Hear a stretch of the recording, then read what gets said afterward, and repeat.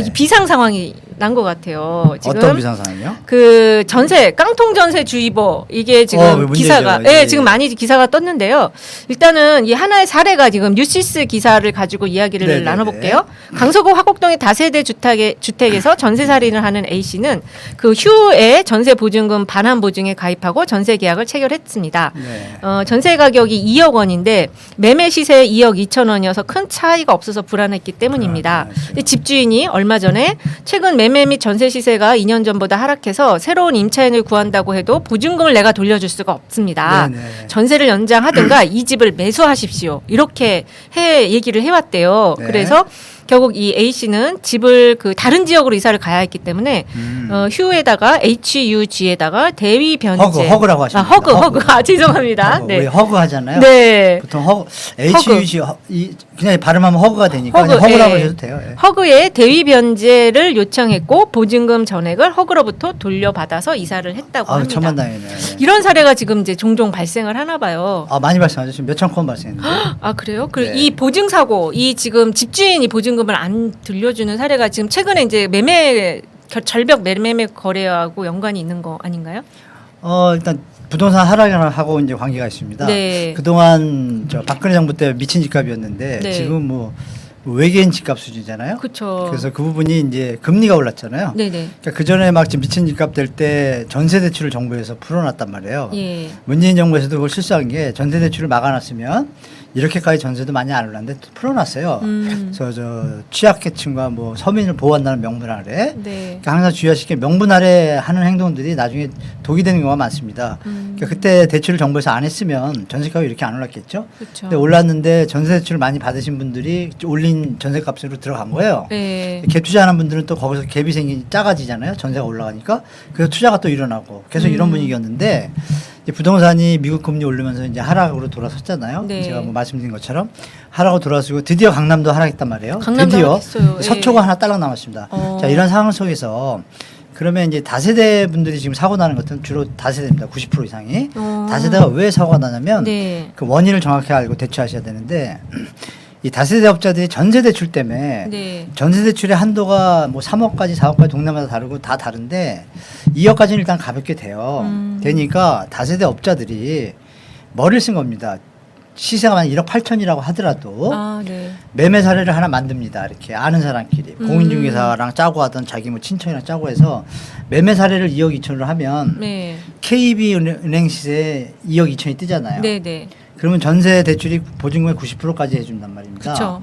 그래서 그걸 2억으로 올리는 거예요. 2억을 대출을 해주니까 그 짓을 하는 거예요. 그렇죠. 그래서 하고 났는데 집값이 내려갔잖아요. 네. 내려가니까 원래 집값 1억 8천으로 되는 거예요. 그러니까요. 그러면 어떻게 해야 되는 거예요? 그러니까 지금처럼 이분은 다행이신 거잖아요.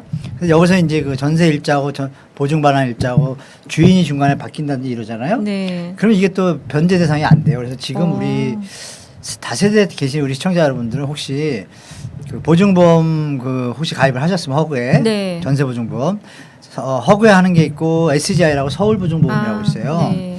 그러니까 둘이 조금 틀린데 서울 보증보험이 좀 더 많이 해주는데 둘 다 하여간 다 확인을 하셔야 돼요. 지금 만약에 올해 안에 만기가 되시는 분들 있잖아요. 네. 제가 볼 때는 내일 모레 수요일 날 하느니 금리 올리거든요. 0.5 네. 정도.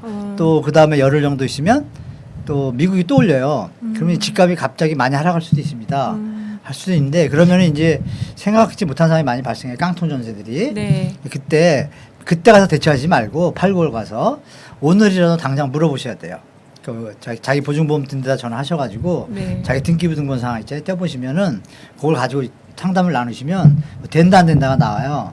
그럼 미리 좀 대처하시는 게 더 좋을 것 같습니다. 네. 이게 그러면 깡통 전세라는 게 보증금, 그러니까 전세의 경우 보증금보다 집값이 더 매매가가 낮은 거죠. 낮은 거죠. 네, 깡통 전세. 그러니까 지금 이렇게 나오는 이유가 일단은 이제 소비자들께서는 그 보증보험을 가입을 꼭 반드시 하셔야 되고요.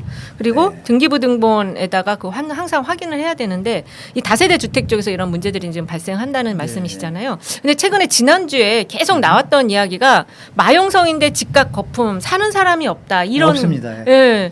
이게 지금 갑자기 이렇게 되면은 이 집값이 교수님 말씀대로 이제 절반은 하락할 가능성이 있나요?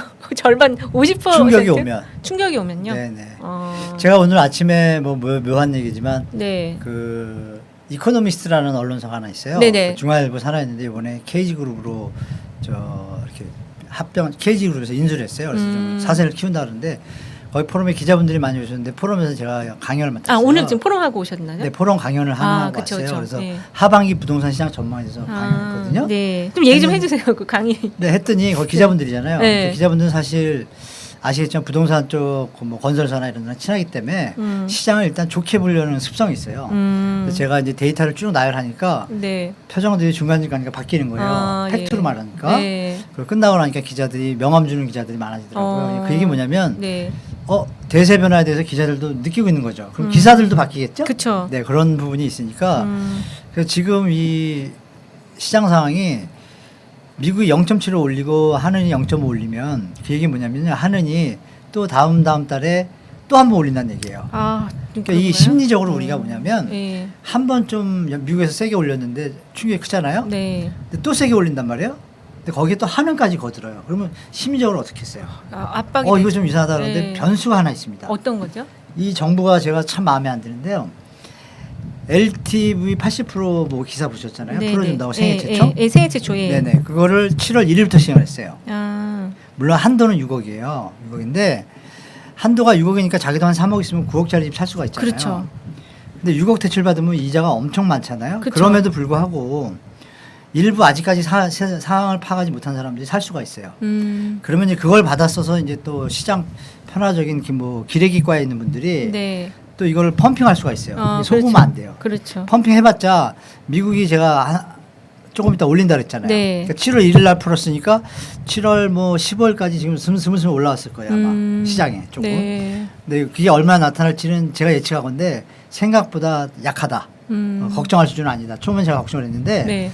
너무 충격적으로 받는 게 50% 갈 수 있냐고 물어보셨는데 네. 사람들이 심리적으로 지금 그렇게 강력하게 외치던 사람들도 좀 이상한 걸 감지하는 거고 원래 내려가기를 좀 바라고 희망했던 분들은 이미 제가 드리는 데이터나 또 여러 가지 뭐 다른 데서도 주위에서 접하실 거예요. 네. 집을 살려고 그러면 사지 말라는 사람도 많아지고 그래서 이 살려는 심리가 완전히 죽었습니다. 지금 완전히 제가 볼 때. 네. 살만한 가격이다 사람들이 거래를 하고 이러지 않습니까? 투기꾼들이 판치는 좀 얘기가 길었습니다. 스토리가 이렇습니다. 예. 그래서 결론은 생각보다 많이 내려갈 수 있다. 원래 저는 올해를 한 5에서 10% 보고 내년에 한 20, 30% 봤어요. 근데 그게 올해 터질 수도 있다. 말씀드렸습니다. 지금 제가 오늘 그 얘기한 아까 좀 전에 말씀드린 마용성인데 그래도 마용성인데 네, 집값 거품 사겠다는 사람이 없다. 그래서 요거 그 기사 없습니다. 바로 밑에 댓글을 봤어요. 네네. 월급은 3,400만 원에 집값은 그쵸? 18억. 누가 사냐? 이렇게 댓글이 당연하죠. 첫 번째 댓글이 그게 올라와 있고요. 맞아요. 무슨 소리고 웃기는 소리 하고 자빠졌네. 멀었다. 부동산 반값으로 팔아도 수억씩 남잖아. 부동산 반값으로 떨어져라. 정확하신 댓글이네요. 네. 대출금리 보유세 왕창 올려라. 비투 영끌 투기꾼 폭삭 망해야 된다. 이 글이 맞아요. 올라와 있어요. 댓글 이런 식으로 가죠. 네, 지금 다 이런 내용의 댓글이신 것 같아요. 그렇습니다. 그래서 최근에 이제 이 지금 거래 절벽 이 기사들은 많이 나오고 있고요. 그리고 또 나온 게 이제 그 소형 평형들이 그래도 나간다. 이런 기사가 있고 그 다음에 나온 게 이 깡통 전세 기사들이거든요. 소형평에 나가는 게 왜냐면 이 정부가 그 이상한 정책을 한 거예요. 왜냐면 60제곱미터 소형 임대사업자 제도를 할 거라고 언지를 줬어요. 일반 분들은 잘 네. 모르지만 네. 투자하고 투기꾼들은 바로 알아채리잖아요. 그쵸. 이거 도와주네 해가지고 그 세력들이 지금 사는 거거든요. 그리고 그거를 공인중개사들이 네. LTV 80% 하면 사두면 된다라고 젊은이들을 이렇게 유혹하는 거예요. 소형 집은 사라. 그거랑 맞춰지니까 정부가 나쁜 짓을 한 거예요. 제가 볼 때 엄밀히 말하면 아니 임대주택 사업을 왜 합니까? 지금 안정적인데 그렇죠. 아주 이상한 아주 나쁜 정보 같아요. 제가 볼 때. 그렇습니다. 그래서 그런 이제 기사들이 있는데 어쨌든 그러면 이게 이제 한동안은 내년까지는 집을 거의 안 사겠는데요, 사람들이. 아니 파월 미국에서 사지 말래잖아요. 파월이 사지 말라고 미국이 그랬어요? 세요, 우리나라 세요. 저쪽이 미국이 더 세죠. 그럼요. 파월 연주장의 그 워딩을 그대로 말씀드리면 네.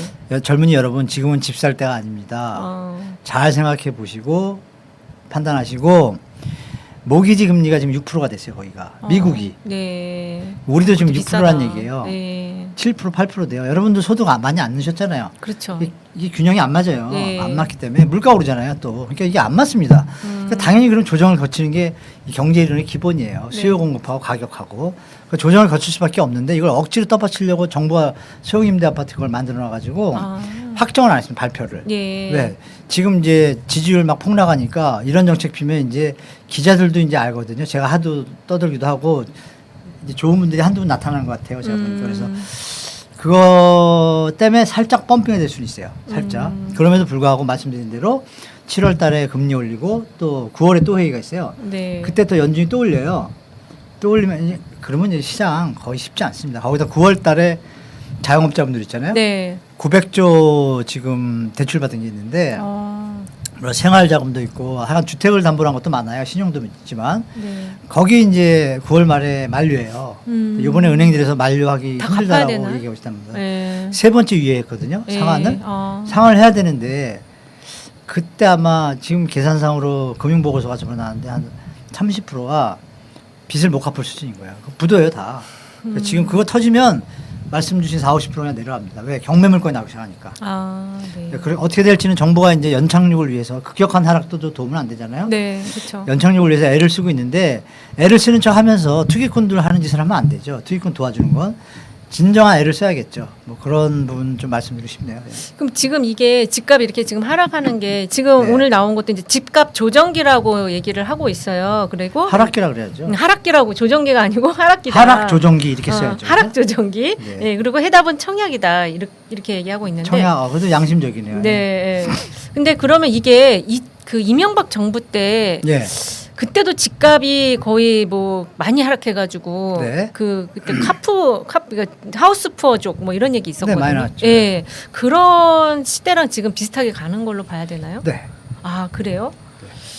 그 지금 잠 못 자는 분들 많아요. 네. 제가 저 잠실하고 동대문지역, 네. 은평구지역 이렇게 공중에서 아쉬운 분들 여쭤보면 젊은 분들 무리하게 투자하신 분들이 집 팔아달라고 아우성입니다 지금. 근데 아우성 친 지가 벌써 6개월 된 거예요. 네네. 생각해보세요. 서울의 아파트 매물이 6만 개인데 매달 1,000개, 2,000개밖에 안 됐잖아요. 그렇죠. 그러면 6달 해봤자 한 7천 개밖에 안 된 거예요. 그럼 나머지 6만 개는 사람이 없다는 거잖아요. 6만 개 그렇죠. 중에 영끌이 2만 개는 있겠죠? 네. 그분들 잠이 오겠어요? 더 내려가면 더 불안한데 잠 못 잡니다 지금. 네. 이자는 올라가고. 그러니까요. 지금 그 직방에 그 네. 어플리케이션 가지고 이제 서베이를 한 거예요. 1,727명 대상으로 했는데 뭐라고 2022년 하반기 주택 매매 가격 전망 설문조사를 했는데요. 61.9%가 하락할 것으로 예상을 했다고 합니다. 직방조차? 네네, 직방조차 지금 그렇게. 그럼 뭐 얘기 끝났네요. 예. 네. 그러면은 지금 실수요자 아닌 분들은 일단은 다 관망을 하시고 그 지난번에 말씀드린 것처럼 꼭 필요한 지역에는 청약을 해라. 그럼요. 예, 청약은 네. 처리할 수가 있으니까 청약하라는 사전 얘기. 청약 하셨다 포기하셔도 그렇죠. 문제 불이익이 전혀 없습니다. 네. 해두시면 보험 하나 딱 들어두신 거잖아요. 그렇죠. 네네. 예. 그리고 그 집값은 그러면 그 바닥선은 어느 정도라고 우리가 보고서 움직여야 될까요? 지금은 바닥을 저는 최대 그 전에 40까지 봤는데 네. 지금 50까지도 봅니다. 50? 솔직히 아. 심하면 그게 50인데 자 보세요. 1억짜리가 지금 2억이 됐잖아요. 네. 2배 가까이 뛰었죠. 거기서 50%면 1억이 다시 되잖아요. 그렇죠. 제자리잖아요. 네네. 제자리 된 값 자체가 미친 집값이잖아요. 그렇죠. 많이. 기억을 더듬어 보면 맞죠? 네네. 그게 미친 집값이에요. 네. 그런데 그 와중에 경기도는 2배 반, 3배 된 데도 많아요. 한 3년, 3, 4년 사이에. 맞아요. 그죠? 4, 5억 하다 지금 뭐 12억, 3배잖아요. 그럼 거기는 50% 해도 그쵸. 5억인 거예요. 그렇죠. 여지가 있어요. 그래서 제가 볼 때는 최대 50%, 음. 30%는 무조건 될 것 같고 그 사이에 40% 여러 가지 조건에 따라 이렇게 보고 있습니다. 근데 그게 오래 가지는 않습니다. 그게 한 1~2년, 1년에서 2년을 그칠 거예요. 내려갔다가 그때 이제 시간 조절 잘 하셔가지고 선택을 잘 하셔야 됩니다. 네, 지금 그 욕심이 화로 돌아오는 거지 이런 의견 있으시고요. 맞는 말씀이죠. 예, 매물이 넘치고 미분양이 지금 쌓이고 있다. 아, 네. 서울 미분양 증가하고 있습니다. 서울 미분양이요? 네네. 서울은 미분양이 없을 것 같은데. 아, 네. 작년 9월부터 그게 나오기 시작했습니다. 아. 작년 9월부터 조금씩 나오다가 지금은 이제 1,000대 들어가기 전입니다. 어. 세상에 다 지어진 아파트가 안 팔린다는 게 말이 됩니까? 말이 안 되는 것 같은데. 서울은 다 미분양 사잖아요. 지금 저 미분양 중에 예. 반이 다 지어진 거예요. 분양 안 된 건 떠나서.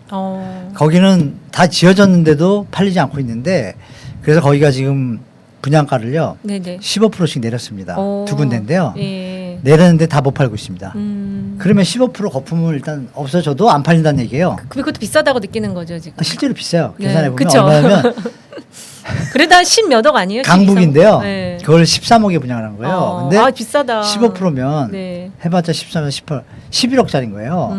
비싸죠. 맞아요. 네, 그 몇 비싸. 평이에요? 그럼 30평? 근데 서울평 단지도 작아요 또. 아. 그러니까 누가 잘 그거를? 왜? 사전 청약 물건이 더 훨씬 좋고. 그렇죠. 두 번째, 근데 집값이 계속 내려가는데 그럼 여기보다 단지가 훨씬 넓고 10년 됐어도 더 좋은 아파트가 9억이면 그거 사죠. 이걸 왜 사요? 그렇죠. 그러니까 얘들도 더 내려갈 수도 있어요. 그래서 좀 기다려 보셔라. 계속 지금 내려가기 시작했다. 저는 시작이라 생각하니까 좀 기다려 보실 만하다. 네. 조급하지 마시고. 예. 저희가 그 아까 내려갔는 50% 떨어져도 미친 집값이라고 말씀하시는 게 네, 그게 중요하죠. 맞아요. 네. 그 30평대가 거의 서울에서 한 6, 7억 또 조금 비싼 감이 있었던 때가 있었어요. 그게 불과 한 4, 5년 3, 4년 전? 전이에요. 3, 4년 3, 전. 4년 전에는 10억 넘으면 비싼 거고. 그렇죠. 10억 넘으면 비싼 거죠. 32평 그래도 7, 8억이면 샀어요. 그게 다 16억, 17억이 됐으니 16억, 17억이 일반 제하면 이해가 되지만 소규모 네.